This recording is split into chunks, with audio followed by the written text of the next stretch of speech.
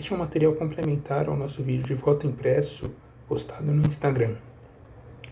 Nesse vídeo nós vamos discutir sobre a lei do voto impresso e a finalidade dela, uma contextualização sobre as urnas eletrônicas brasileiras, o emprego do voto impresso nesse cenário e, por fim, uma contra-argumentação sobre a declaração de inconstitucionalidade através de uma própria atitude do TSE.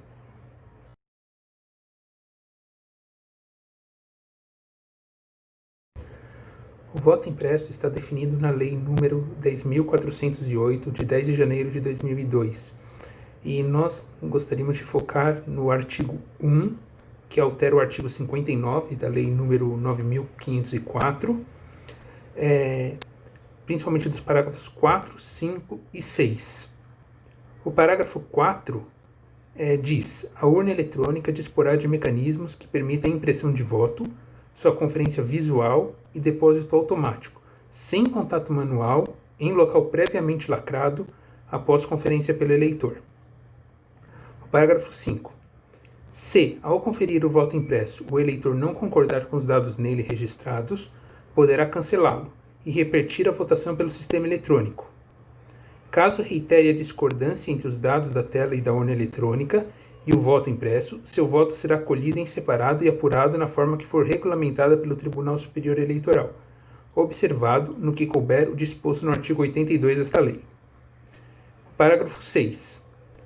Na véspera do dia da votação, o juiz eleitoral, em audiência pública, sorteará 3% das urnas de cada zona eleitoral, respeitado o limite mínimo de 3 urnas por município, que deverão ter seus votos impressos contados e conferidos com o resultado apresentado pelo respectivo boletim de urna. E a lei do voto impresso serve exatamente para isso, para fazer auditoria do sistema eletrônico. O voto impresso não serve para fazer a contagem manual de votos e dar o resultado a partir disso. Ela serve para auditorar se o sistema eletrônico está funcionando da maneira correta. E para entender por que isso é importante, nós precisamos discorrer um pouco a respeito da urna eletrônica brasileira e das suas falhas.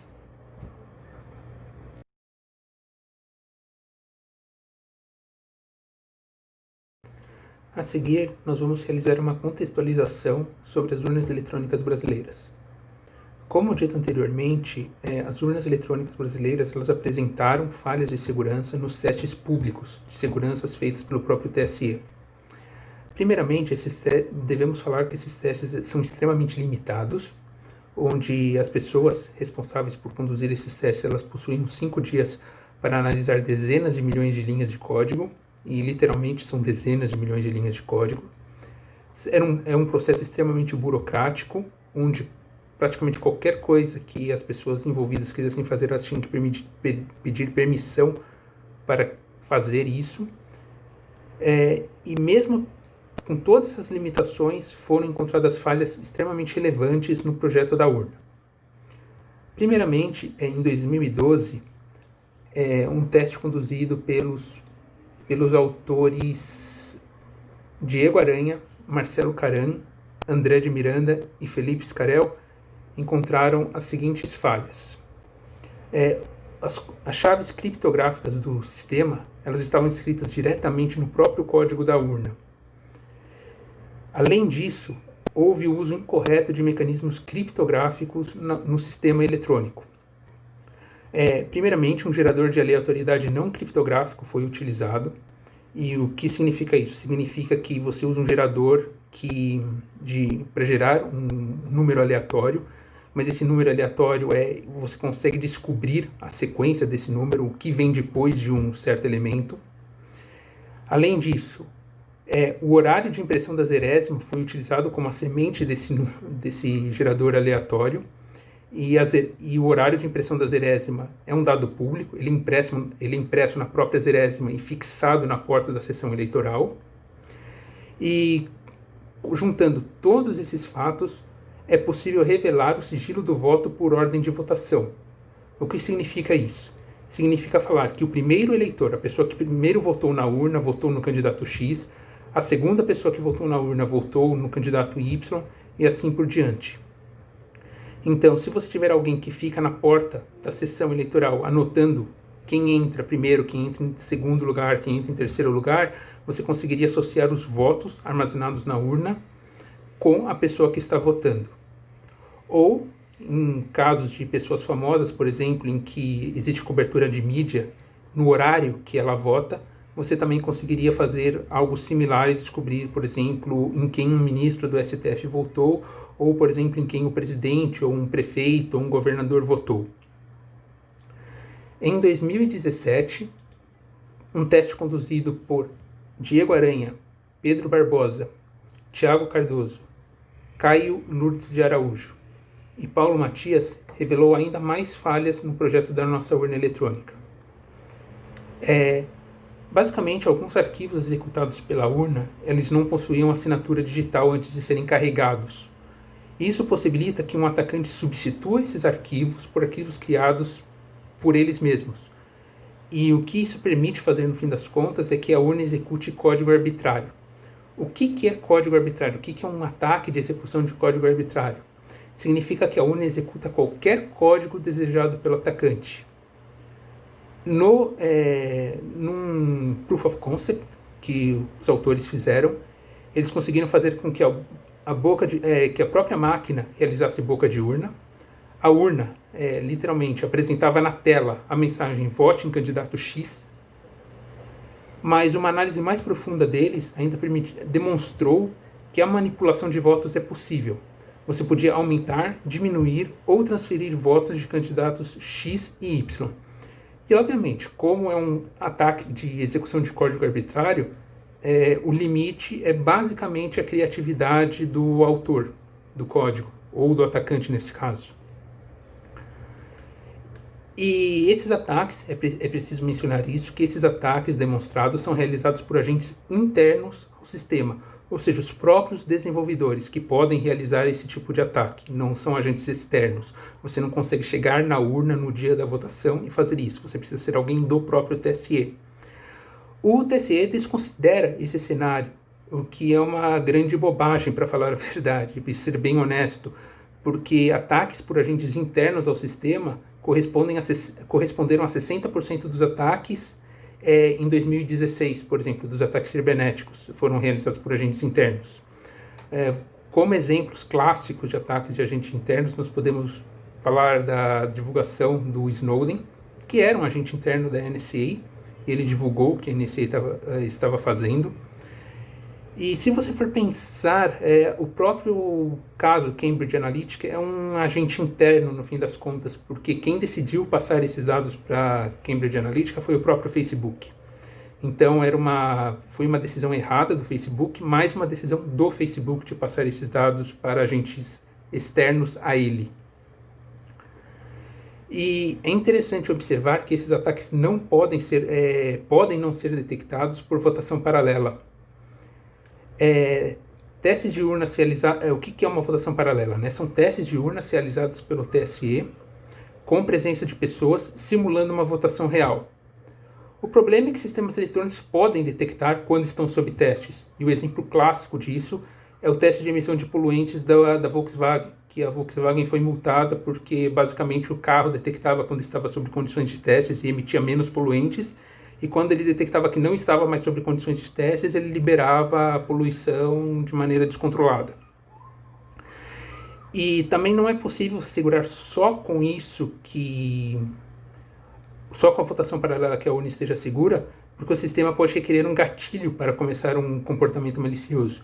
Como, por exemplo, a urna se comporta de maneira honesta até que alguém vá, no dia da votação nela, e insira uma sequência pré-combinada com a pessoa que manipulou o código. Como, por exemplo, votar para prefeito no candidato 97, para deputado no candidato 9763 e outras possíveis combinações.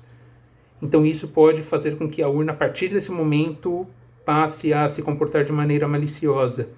E se você for pensar, isso é razoavelmente simples de fazer. Você altera o comportamento da urna e no dia da votação você paga para alguém ser a primeira pessoa a votar, chegar lá às 8 horas da manhã e inserir essa combinação na urna. Então isso não é algo inimaginável de acontecer, a proposta de inserir o gatilho para a urna começar a manipular votos.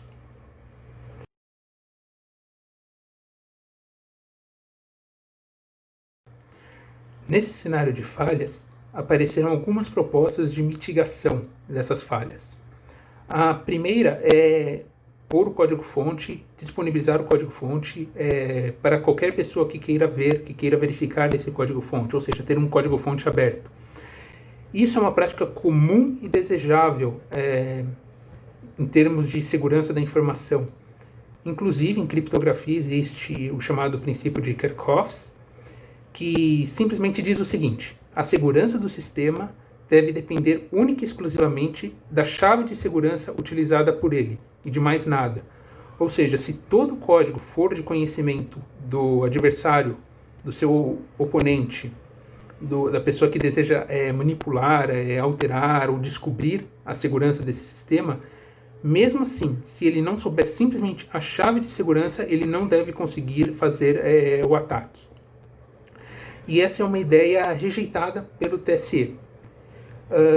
Eu escutei que o TSE rejeita essa ideia porque eles acreditam que, revelando o código, eles podem fazer com que pessoas descubram erros, ocasionar que pessoas descubram erros e não revelem esses erros ao TSE.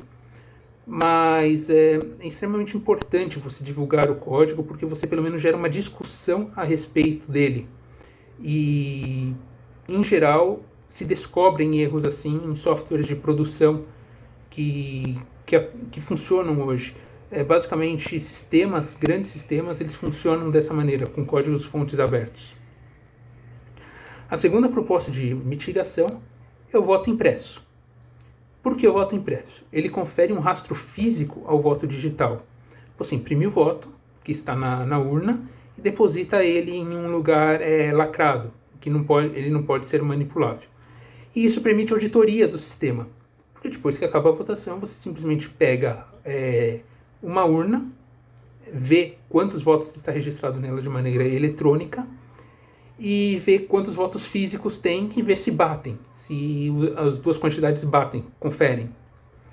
Isso é extremamente importante porque tem um resultado de 2014, um estudo de 2014, por Almicar Filho, Marco Carvalho, Márcio Teixeira, Marco Simplício e Clóvis Fernandes, que chega à conclusão que a urna eletrônica brasileira atualmente é inauditável. O que quer dizer por inauditável?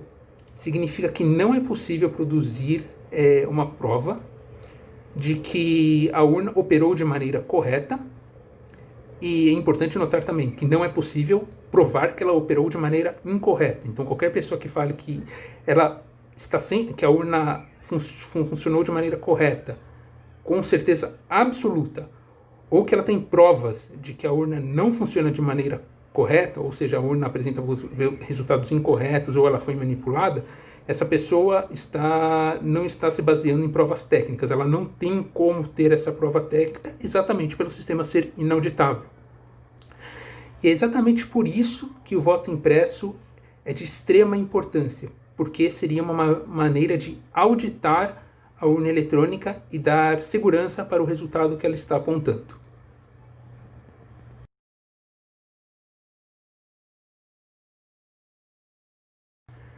Agora vamos falar um pouco a respeito do voto impresso e de como ele é empregado para fazer a auditoria do sistema eletrônico.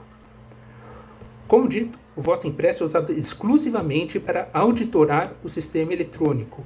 Ele não é usado para fazer a contagem final de votos. Você não vai apurar a eleição, ver que candidato ganhou pela contagem de votos impressos. Você simplesmente vai usar o voto impresso para assegurar que a urna está funcionando de maneira correta. E como que isso funciona? Como dito na própria lei, você vai sortear uma pequena quantidade de urnas e vai verificar se a quantidade de votos físicos e votos digitais é igual. É assim que funciona. E para quem pensa que precisa se sortear uma quantidade gigantesca das urnas para que essa apuração seja feita, essa pessoa está enganada. E existem duas analogias muito simples para serem entendidas.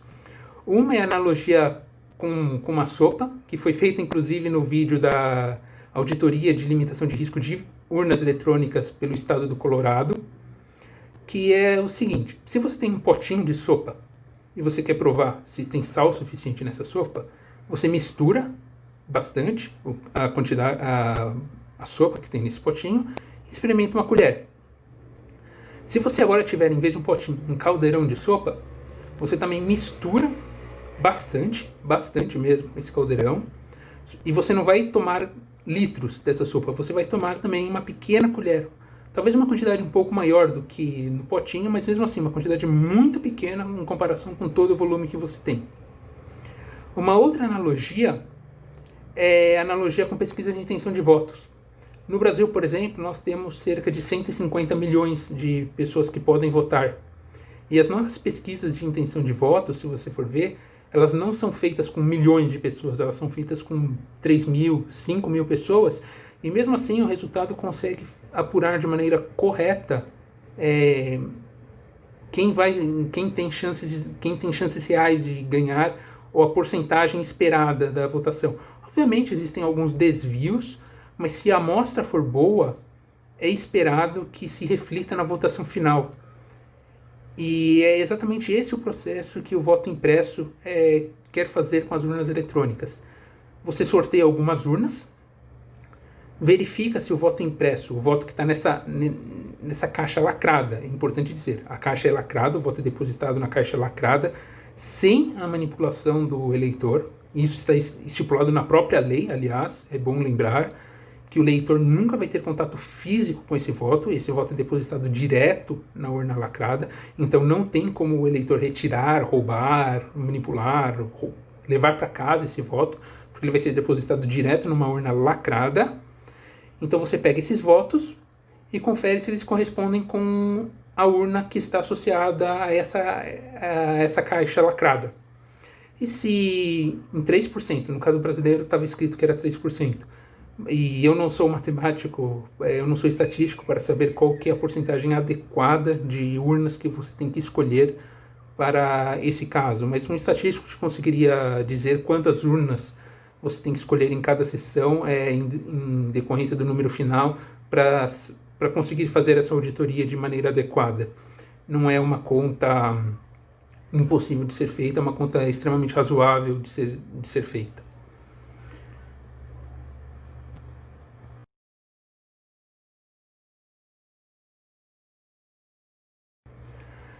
Por fim, eu gostaria de fazer uma contra-argumentação da decisão do STF de que o voto é inconstitucional, da inconstitucionalidade do voto impresso. O STF diz que o voto impresso é inconstitucional porque existe a quebra do sigilo de voto e consequente da liberdade de escolha do eleitor ao candidato que ele quer votar. E o TSE, atualmente, ele procura parceiros para implementar voto via celular. E o voto via celular basicamente quebra o sigilo de voto. Porque se você está com seu celular na mão e você vai votar agora, você pode fazer esse voto na presença de um terceiro. E esse terceiro está vendo em quem você está votando. E como você garante que você não está fazendo esse voto na presença de um terceiro? Como você garante que na casa do eleitor só tem o eleitor e ele está fazendo isso num cantinho separado, que só ele está vendo o voto no celular dele? Não tem como ser feito isso. Então, basicamente, nada impede que exista uma pessoa do lado do eleitor vendo em quem ele está votando nesse momento. E, obviamente, isso quebra a liberdade do voto. Porque se um terceiro está vendo em quem o eleitor está votando, ele pode coagir o eleitor a votar em um candidato da preferência dele, do terceiro nesse caso, né? Que era o caso do voto de cabresto, por exemplo, que você dava um prêmio para o eleitor caso o candidato X ou Y ou Z ganhasse. E basicamente isso pode ser feito também com voto via celular. Você basicamente está vendo em quem ele está votando. Então basicamente vote em mim, porque se você votar em mim eu vou te dar prêmio X. E ele olha na hora em quem que o eleitor está votando, porque é no celular, na casa do eleitor, ele pode simplesmente ir até lá e ver em quem o eleitor está votando. Então o argumento do STF não faz muito sentido com o que o próprio TSE está propondo. Além disso, o voto impresso seria bem mais seguro do que esse caso do voto por celular, porque como eu vou dizer isso novamente, porque aparentemente isso não foi compreendido pelo STF, o voto não pode ser manipulado pelo eleitor. Não é esse não pode, é por lei. Ele não consegue manipular esse voto por imposições, barreiras físicas que existem entre o eleitor e o voto sendo impresso. E esse voto é depositado automaticamente numa urna lacrada. Então não tem como o eleitor pegar, manipular esse voto, levar ele embora. E não tem como ele mostrar também para um terceiro em quem ele votou pelo voto impresso, porque obviamente ele está fazendo isso na sessão eleitoral. Então seria a mesma coisa que alguém ver a tela da urna eletrônica. Então não tem como isso ser feito.